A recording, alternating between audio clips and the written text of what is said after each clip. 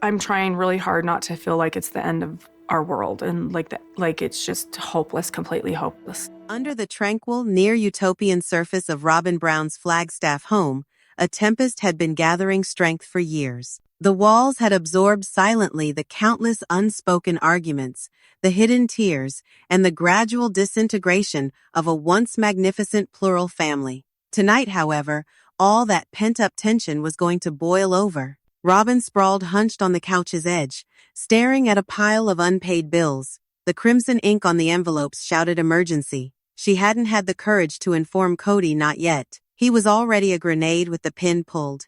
Behind on their mortgage for 3 months, and TLC still refused to greenlight another season. While Robin witnessed her once lavish life slip through her fingers, dollar by dollar, each purchase a reminder of Kody's grandiose promises and the network's ephemeral attention. Above, Aurora gripped her phone against her breast, her heart racing. Hello all, welcome back to my channel. Don't forget to thumbs up this video. Her phone's screen flashed with a message that left her breathless. Can't wait to see you tonight. Who cares about what your dad thinks? It was from Micah, kind, protective, all she had ever dreamed, but never experienced in her own father. They had bonded at a university bookstore, where debates over theology and fantasy novels had drawn them together. But she knew if Kody ever learned about it, there would be hell to pay, and she didn't have to wait long. At 8:47 p.m., the front door slammed so violently, it knocked Solomon's framed photo from the wall. Kody burst inside, eyes blazing. Robin scrambled to hide the bills. What? Where is she? Kody roared, his face a storm of betrayal and rage. I saw her at that campus cafe. Who is he? Robin tried to calm him. Kody, please, you're overreacting. Overreaching? Kody snapped. I am her father, and she's sneaking around behind my back on some boy I don't even know. How did this happen under your watch? Aurora, paralyzed upstairs, could feel her body turning to stone, but she had hidden for too long. Cautiously, she stepped onto the staircase, her tone low but firm. I'm not sneaking. He's my boyfriend, and I'm not a little girl anymore. Kody's eyes widened into slits. Boyfriend? In my home? Without my permission? Is he even LDS? Does he have a stake in your fortune? What about our TLC image? Aurora snapped back. He doesn't care about that. He wants me, not a label, not cash. He treats me better than you ever did. Robin intervened between them, her arms up like a human barricade. Kody, no. She's not doing anything bad. You can't stop her from doing everything. Kody spat again. Control? This is protection. This family began ignoring me, and look what has occurred. Then his voice was cold. He stared directly at Aurora. If you wish to behave like an adult, do as one. Get your stuff together. Go be with him. But if you deceive me, you're not staying under my roof. A thick silence hung in the air. Robin's eyes widened in terror. She held onto the back of a chair, her knees buckling. Her voice was little more than a broken whisper. You're banning her? She croaked. After all, I gave up all I sacrificed for you. You're discarding her? Kody's tone fell to a venomous whisper. She overstepped. I won't be disrespected in my home. Our daughter, Robin cried.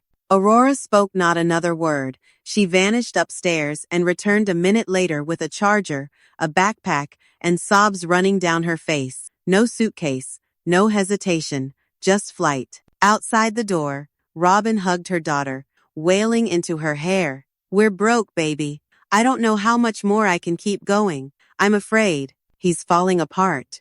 Aurora cradled her mother's face in her palms, her gaze clear and resolute.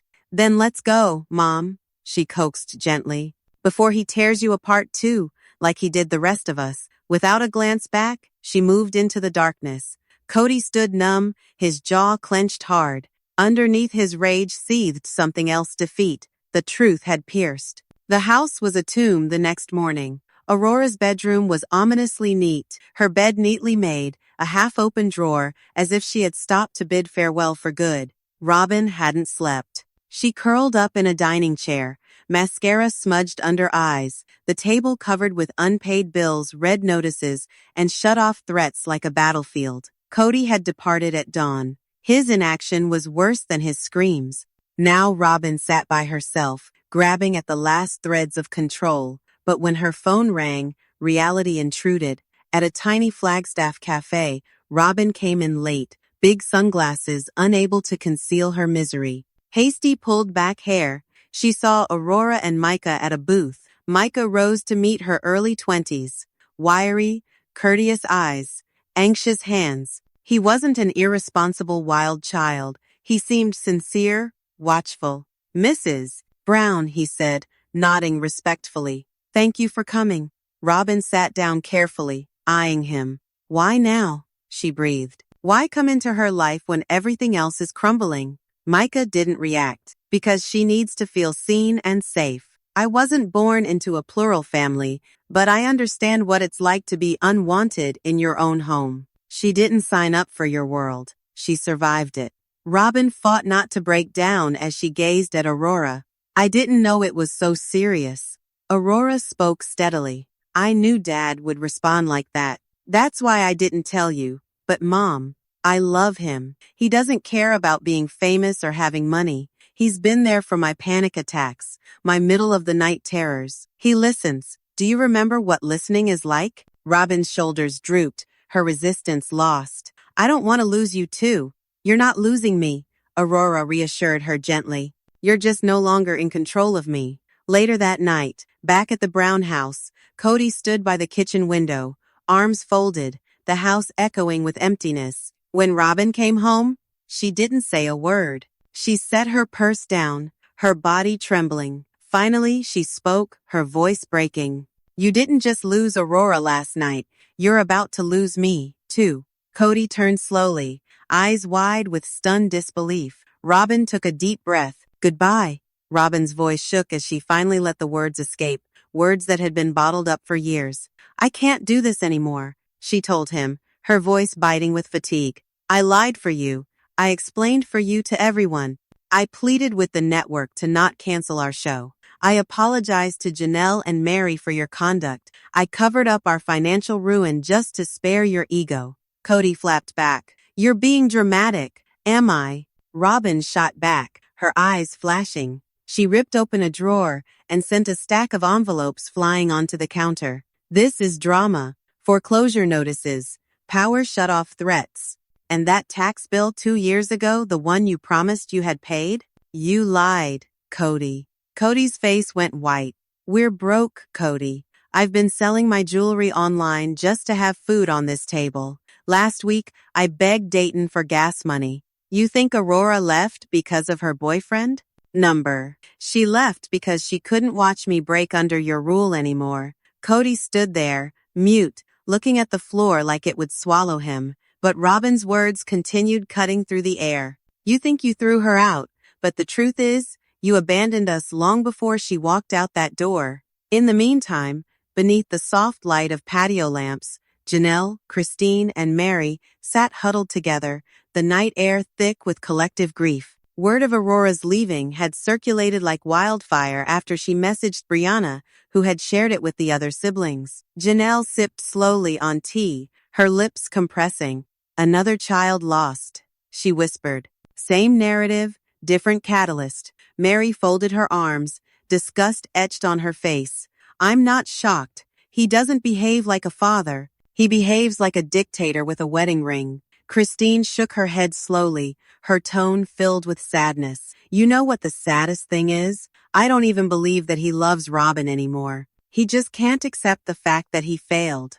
Again." They descended into a thick silence, both of them lost in their own recollections.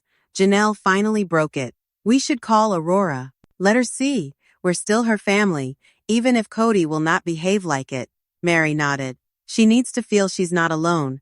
We notice her." Back at the now vacant Brown house, Cody stood in the kitchen, arms crossed, looking off into space. The once vibrant home was empty, his wives disappointed, his children dispersed, and Robin, the one he had always believed would remain fading away before his eyes. He had always worried about outside critics.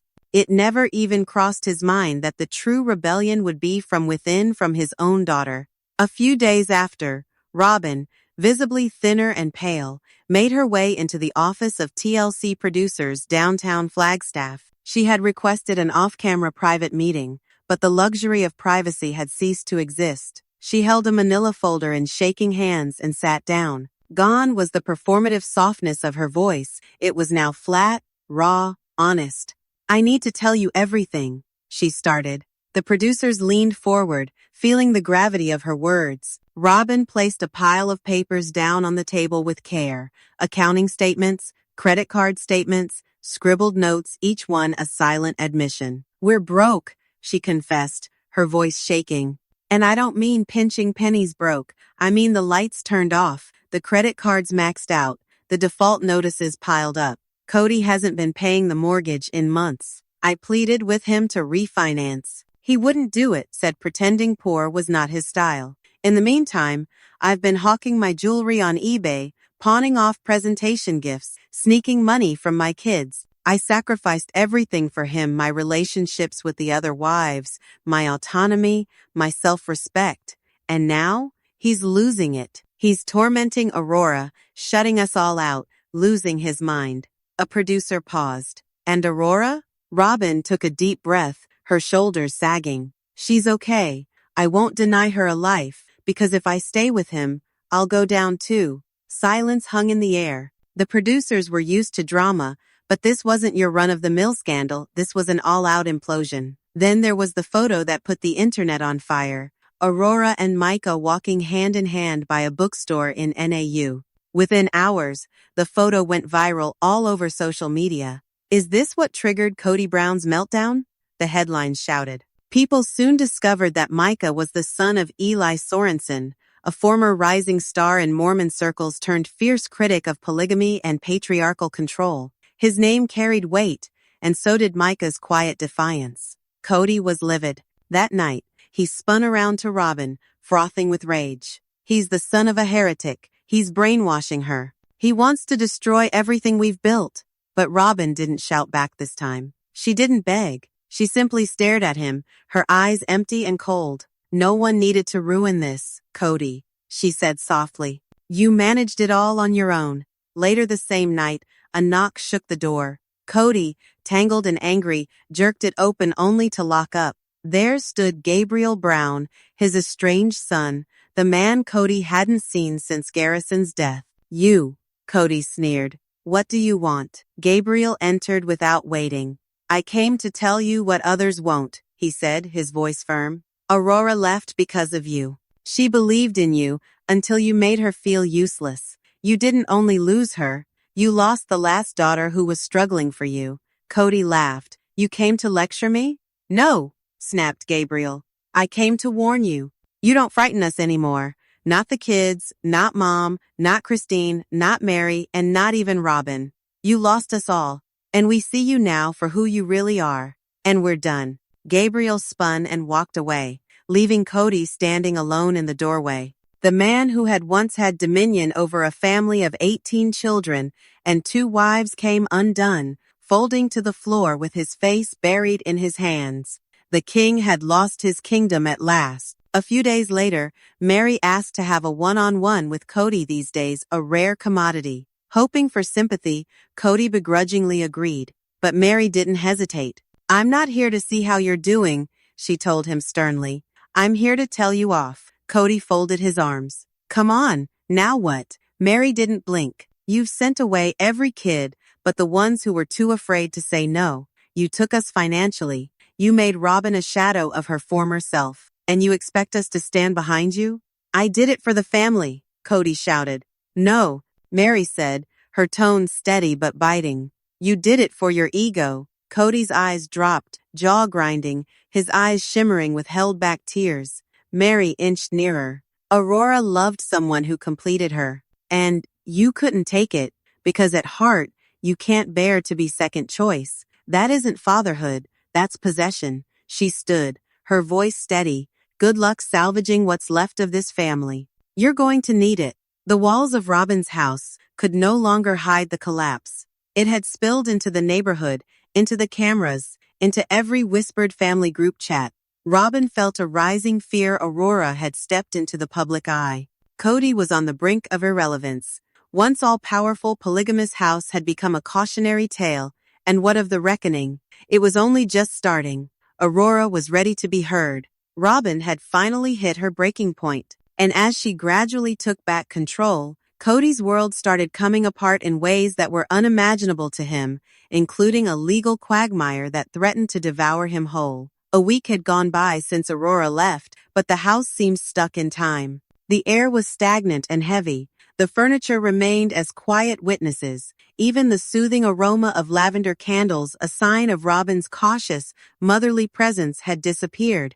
Outside, Kody passed his days pacing the back patio, swearing to himself, ignoring telephone calls, lost in a daze of anger and bewilderment. He no longer counted days. He just floated, unmindful and unattached. Robin stood at the kitchen window, observing him as a person would study a storm from afar. She idly stirred the lukewarm coffee, her thoughts whirling. Then something within her changed, not from pain or anger, but from a swift, piercing understanding. She phoned her sister Alice that morning. The years of show business and Kody's machinations had strained their bond, but Robin knew now that she needed the truth like never before. He hasn't paid the mortgage. I'm the one answering calls from debt collectors. I've been apologizing to the network, trying to clean up his messes, Robin whispered as she paced the living room. Now he blames Aurora for everything. Alice's voice came through the phone,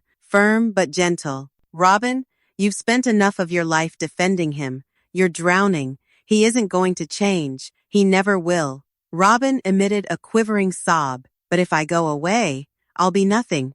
No, Alice whispered. If you remain, you'll be losing whatever little is left.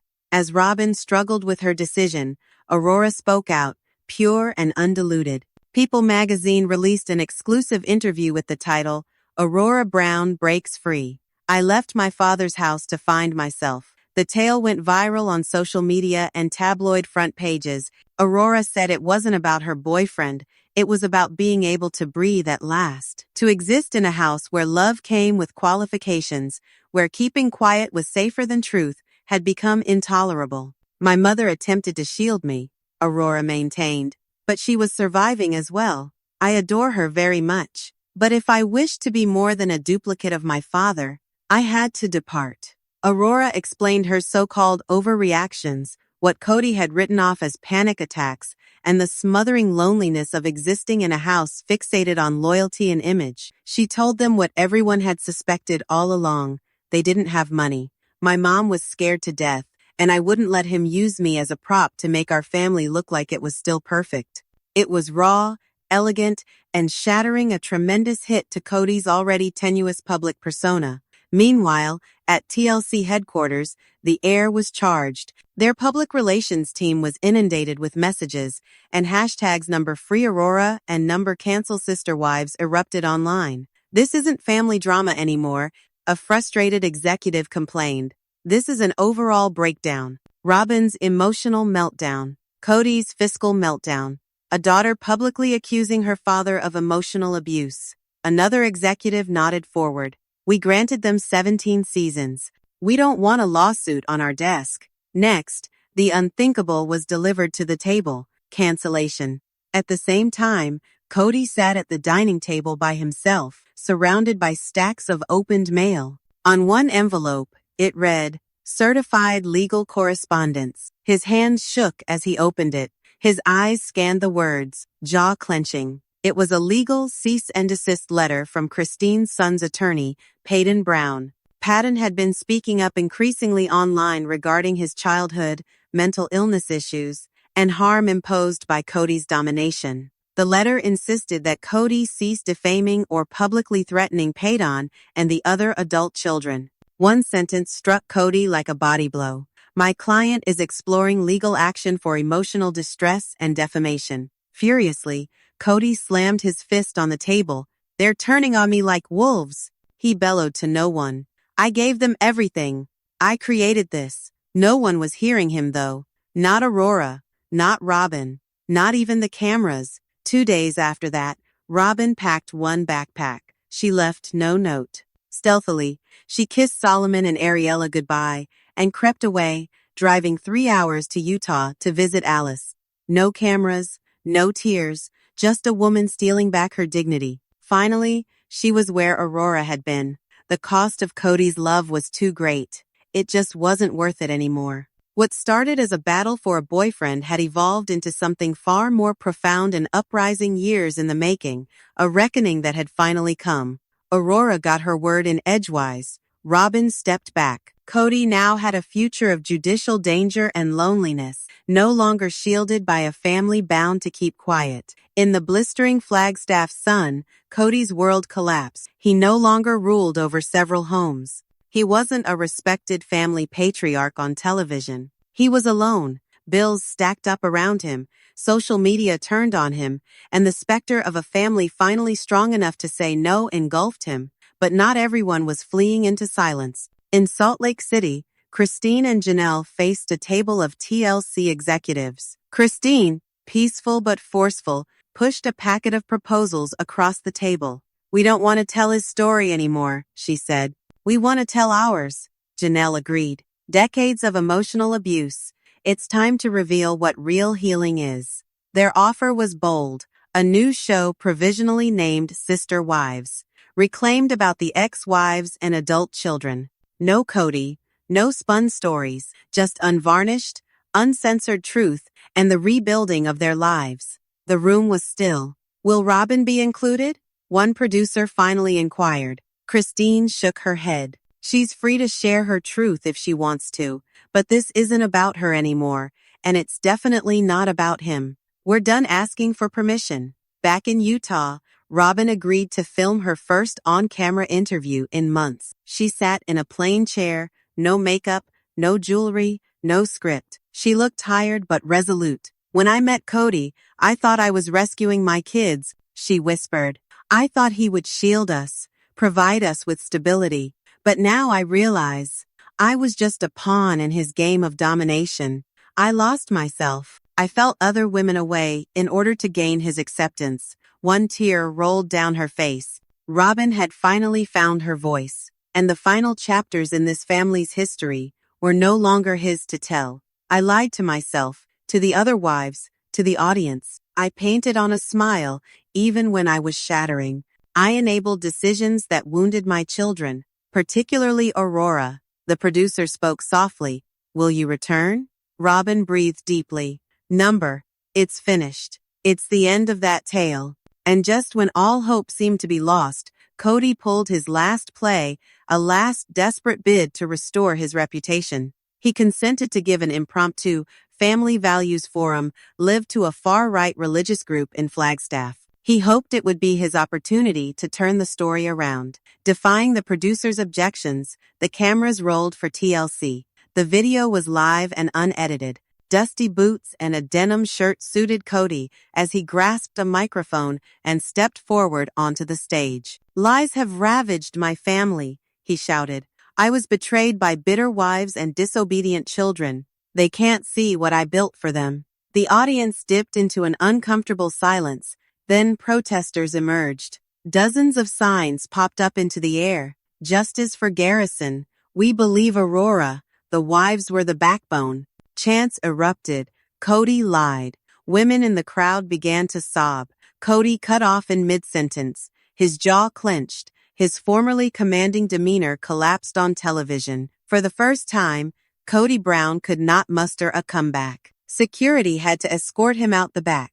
Meanwhile, on the other side of the country, in Parowan, Utah, Mary witnessed it all. She opened a hard drive with the cover title, 2017 Lost Tapes. On it, Kody scolded a teenager Gabriel for sobbing during a prayer, taunted Christine's request for counseling, and callously rejected Robin when she pleaded with him to permit Aurora to attend a sleepover. Mary had preserved it all. Perhaps she never knew why until now. "If he tries to sue," she wrote to TLC's lawyers in a note, "this goes public." Kody no longer had a grip on things. The wives had stepped out of his shadow, no longer props in his meticulously maintained legend. Robin, once his staunchest defender, had finally stood up to the fire and emerged unscathed. Cody Brown wasn't on the brink of shame because he lost a family. He ended up with it because he never loved them when he was supposed to. The program continued. But the narrative had been altered irreparably.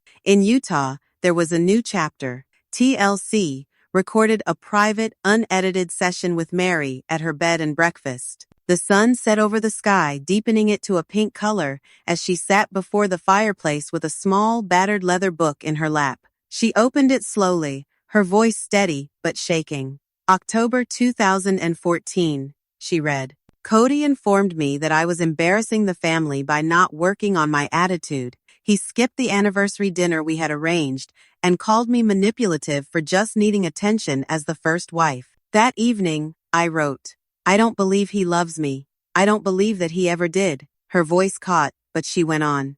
August 2017. Robin was crying in the kitchen, pleading with him not to yell in front of Aurora. Kody yelled at her to cut out the act of being the victim. I watched as Aurora crawled under the stairs to hide. That's when I began filming. Mary addressed the camera directly. We weren't wives. We were shields for his reputation. No more. The room was quiet. Even the camera operator was wiping away tears. And at the same time, Robin sat with her attorney in a small Utah office. A photo of mountains was framed on the wall. A fan whirred overhead, cutting through the silence. I want my money kept separate from his. Forever, Robin declared. The attorney nodded. Are you thinking about a divorce? Robin hesitated. Aurora had consented to a last, in-person meeting with Kody, not to reconcile, but to close the book. She was late. Micah waited in the vehicle. Kody huddled inside, slumped over, a trace of anger still smoldering in his eyes. You got what you wanted, he sneered. The attention, the pity. Aurora stood tall. I didn't want this. I just wanted a father who didn't need complete control over everything he claimed to love. Kody emitted a bitter laugh. You think I controlled you? You're ungrateful. She cut him off. I believe you only loved us if we revered you. You forgot that I was your daughter when I ceased doing that. Her eyes welled up with tears, but her voice remained firm. I got in love, and you threw me out. You made Mom beg for crumbs. You made my life a spectacle. I'm finished pretending you're the misunderstood hero. You're a bully with a Bible. Kody's face turned red. His lips twitched, but he had no words. He stood up and stormed out, slamming the door behind him, abandoning his daughter once more. When Robin returned to Utah, her lawyer called. It's over, she said. The debts are settled. All assets have been separated. You're safe now. Aurora, too. Robin sat on her hotel bed and finally let out a breath. For the first time in years, she felt something akin to freedom. It wasn't joy. It wasn't peace. But it was liberation. The landscape had been altered irrevocably. Mary had told her truth. Robin had taken her independence. Aurora had confronted the man who once ruled her entire life. And Kody? He was left with no stage, no family, and no believers. Sister Wives was complete. This wasn't merely the conclusion of a television program. It was the beginning of something new, an era of truth. So, what do you think? Let us know in the comments. And if you'd like to continue following these powerful lives, don't forget to subscribe to our channel. Thank you for watching.